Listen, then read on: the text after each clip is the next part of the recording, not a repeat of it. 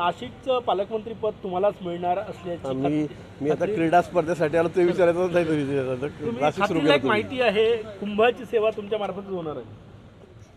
नाही, खात्रीला कसं काही नाही. आपल्याला सर्वांना कल्पना आहे की 2 ठिकाणी रायगड आणि नाशिक ठिकाणी आमच्या तिन्ही पक्षांमध्ये थोडं सगळ्यांची मागणी पालकमंत्री करा आम्हाला त्या ठिकाणी म्हणून आहे. माझी आधी घोषणाही झालेली होती, पण पुन्हा मुख्यमंत्री महोदयांनी नाशिक आणि रायगडला स्टे दिलेला आहे.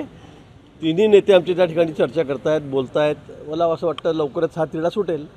पण पालकमंत्री पदासंदर्भात एवढी स्पर्धा कधी यापूर्वी राज्यात पाहिली नव्हती. राजकारणात एक नवीन हे आहे की खूप स्पर्धा होतात मित्र पक्षांमध्ये. नाही काय, 3 पक्ष एकत्र झालेले आहेत आणि तोलामोलाचे सगळे आमचे पक्ष आहेत आणि म्हणून प्रत्येकाला वाटतं. गेल्यावेळी 14 ते 19ला कुंभमेळा होता, त्यावेळी मी पालकमंत्री त्या ठिकाणी होतो आणि कुंभमेळा मंत्री होतो.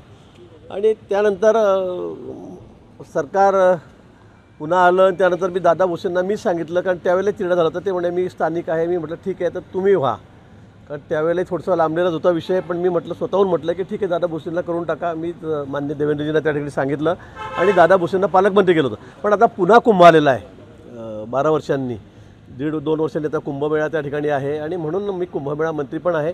आणि म्हणून मुख्यमंत्री महोदय म्हणाले देवेंद्रजी आणि मी पण आग्रह धरलेला होता की जर सगळं सुरळीत करायचं असेल, म्हणजे सुरळीतपेक्षा म्हणजे कोऑर्डिनेशन जर व्यवस्थित ठेवायचं असेल तर पालकमंत्री मला ठेवा आणि कुंभमेळा मंत्री मी आहेच.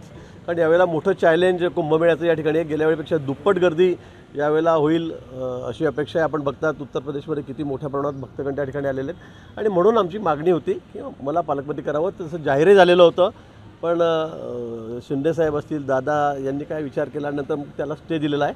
मला वाटतं 2-3 दिवसामध्ये त्यांच्यामध्ये चर्चा सुरू आहे. एकमताने त्या ठिकाणी निर्णय होईल. मागे दादा भुसेंसाठी तुम्ही जागा सोडली, आता अपेक्षा आहे की त्यांनी पण ते हे नाशिक आणि कुंभ आणि मागच्या वेळेचं सगळं पाहता यंदा त्यांनी मागे घ्यावं पाहिजे.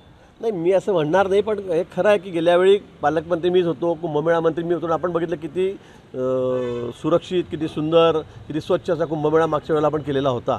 आणि म्हणून मला असं वाटतं की यावेळेला जर तसंच राहिली परिस्थिती तर अधिक त्याच्यामध्ये आम्हाला काम करण्याचं सोयीचं होईल आणि म्हणून आमची मागणी होती. सर, सामनामध्ये एक बातमी छापलेली आहे की रायगडचं पालकमंत्रीपद जे आहे ते उपमुख्यमंत्री शिंदे साहेबांना जाणार आणि त्यांना मुंबईच्या पालकमंत्रीपदावर हटवलं. मी तेच सांगितलं की आता तिन्ही मंत्री आमचे दोन्ही उपमुख्यमंत्री आणि माननीय देवेंद्रजी हे त्या ठिकाणी या संदर्भामध्ये बोलत आहेत, चर्चा करत आहेत. मला वाटतं एकमताने हा निर्णय होईल, मग तो रायगडचा असेल किंवा नाशिकचा असेल. मुख्यमंत्र्यांनी मंत्र्यांचं कामकाज ठरवून दिलेलं आहे. 2 दिवस मतदारसंघात, 3 दिवस मंत्रालयात. काय नेमकं हे कामकाज आणि काय याच्यामध्ये पाठवलं? नाही, खरं आहे, कारण मंत्रालयामध्ये मंत्री असले पाहिजेत, अन्यथा आपण दौरेच करतो आहे किंवा मंत्रालयात येत नाही असं अनेक वेळा तक्रारी. मी आता 35 वर्ष झाले आमदार आहे, मला या संदर्भामध्ये बरीचशी माहिती आहे. काही मंत्री असतात पूर्वीपासून मी बघतो की मग ते मंत्रालयामध्ये येतच नाहीत, मग घरी बसून कारभार करतील बंगल्यावर किंवा मतदारसंघात किंवा दुसऱ्या जिल्ह्यात दौरे करतात. पण मंत्रालयातही राज्यभरातून येणारे लोक त्या ठिकाणी असतात आपल्या अडचणी घेऊन, तक्रारी घेऊन. त्यांच्या तक्रारीचं निवारण झालं पाहिजे यासाठी मंत्री हे ॲटलिस्ट 2 दिवस तरी मंत्रालयामध्ये असले पाहिजे असं कंपल्सरीच मी म्हणेल. अशा सूचना मुख्यमंत्री मोदयांनी सर्वांना दिलेल्या आहेत आणि त्या योग्य आहेत. धनंजय मुंडे यांच्या पाठीशी आम्ही भक्कमपणे आहो, भगवानगडाचे महंत नामदेव शास्त्री यांनी म्हटलेलं आहे. तर ते काय म्हणाले मला या बाबतीमध्ये कल्पना नाही, मी काही ते ऐकलेलं नाही. पण ठीक आहे, त्यांनी म्हटलं असेल तर ते असू शकतात.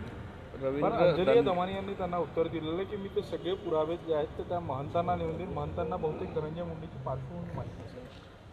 चांगलं आहे ना, मग अंजलीताई जर त्या ठिकाणी पुरावे नेऊन दाखवत असतील आणि त्यांचं काही मत बदललं तर मग तो त्यांचा प्रश्न आहे. बीड हत्या प्रकरणातले जे आरोपी आहेत त्यांना आधी मारहाण झाली होती, ती मानसिकता पण ओळखायला पाहिजे. त्यानंतर त्यांनी हत्या केली. भगवानगडाचे महंत असे म्हटले. आता खरं म्हणजे मी या बाबतीत बोलणं की फार उचित होणार नाही. या बाबतीमध्ये अतिशय वरिष्ठ पातळीवरून, उच्च पातळीवरून चौकशी सुरू आहे, आपल्याला याची कल्पना आहे. आणि यामध्ये कुठेही म्हणजे पूर्ण ट्रान्सपरन्सी त्यामध्ये आहे. माननीय मुख्यमंत्री मोदयांनी सांगितलेलं आहे, अजितदादांनी त्या ठिकाणी सांगितलेलं आहे. त्यामुळे चौकशी अंती ज्याच्यावर निर्णय घेता येईल किंवा काही बोलता येईल, पण अतिशय पारदर्शकपणे या सगळ्या प्रकरणाची चौकशी सुरू आहे. भोसे खुर्द प्रकल्प महाराष्ट्रात अत्यंत महत्त्वाचा प्रकल्प आहे आणि अनेक गावं अशी आहेत की तिथे काही जमिनी अधिगृहीत केली, काही अजून केलेली नाही. शेतकऱ्यांच्या मागण्या, पाण्याने चारी बाजूनी जमीन वेढलेली आहे, मात्र अधिगृहीत केली जात नाही कारण ती बुडीत नाही आहे. मला वाटतं आत्ताच आपण मान्य देवेंद्रजीच त्यावेळेला त्या खात्याचे मंत्री होते, त्यावेळेला त्याला सुधारित प्रशासकीय मान्यता देण्यात आलेली आहे.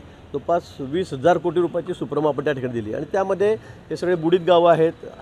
लँड ॲक्विजिशनचा प्रश्न आहे, अधिग्रहण करण्याच्या जमिनी त्याचाही प्रश्न आहे, त्याचे पैसे त्यात घेतलेले आहेत. मला वाटतं लवकरच, कारण आता तो वार लेवलवर देवेंद्रजींनी तर अतिशय वार लेवलवर हा विषय घेतलेला आहे, लवकरच हा प्रश्न त्या ठिकाणी सुटणार आहे. ज्यांना पैसे द्यायचे शेतकऱ्यांना, ज्याचे लँड ॲक्विजिशन झालेले आहेत त्यांना सर्वांना पैसे तात्काळ आम्ही त्या ठिकाणी देणार आहोत आणि हा प्रकल्प अगदी आमच्या वार लेवलवर आहे. हा आम्हाला या 1.5-2 वर्षामध्ये पूर्ण करायचा आहे. काही जमिनी बुडाले नाहीत, चारी बाजूने पाण्याने वेढलेले, फक्त बुडीत नाही म्हणून आम्ही अधिग्रहण करणार नाही असं आपला विभाग म्हणतो. मला वाटतं, मला या बाबतीत अजून काही पूर्ण माहिती नाही, पण निश्चित शेतकऱ्यांना न्याय देण्याचा आम्ही या ठिकाणी प्रयत्न करू.